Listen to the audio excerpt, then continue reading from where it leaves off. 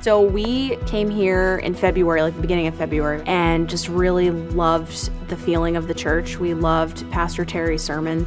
We loved the worship, and that's like super important for me. Just all the opportunities in the growth groups, and I signed up for a growth group that week. It really impacted me because I didn't know anybody, and she just really plugged me in, and like I got to know a lot of the people there. And someone there was like, hey, are you going to the women's retreat? And then I went and met a whole other group of people. I wanted other people to experience like what I experienced. There was another girl that joined in like almost towards the end of the growth group, and she is now coming here steadily, and she has a lot of friends. And it's a great way to get to know people. Even if you've been here for a long time, you just haven't gotten connected. Personally, with Paige and myself, we went through a lot in that first year and a half of marriage that quite frankly, church family would have been great. This is the first church that we've been a part of since we've been married that, you know, getting involved in meeting people has been available to us to really pour into our lives. I was listening to a sermon about when Jesus is relating himself to the shepherd.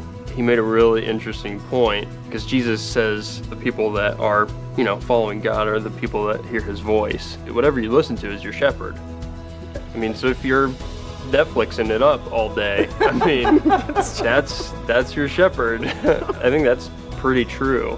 Everything in the world that is vying for attention is taking us away from that interpersonal way of living with other people.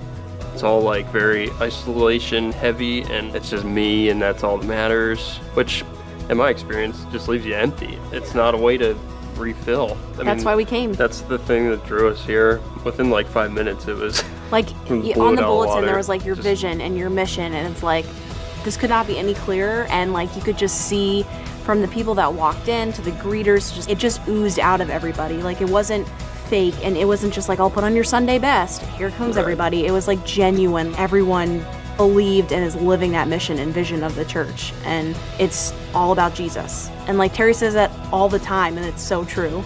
And it's also somewhere we can pour into other people's lives. Interpersonal relationships are really where it's at. I mean, that's where you get the joy from. And anything else can sustain you for a bit, but it ends. This is really where it's at. I would say just go for it. You have nothing to lose. I mean, you have everything to gain and nothing to lose. If you don't do it, you're just going to be by yourself or just going down the same road or whatever. But if you come, you might just change a little bit. Like, I dare you to change.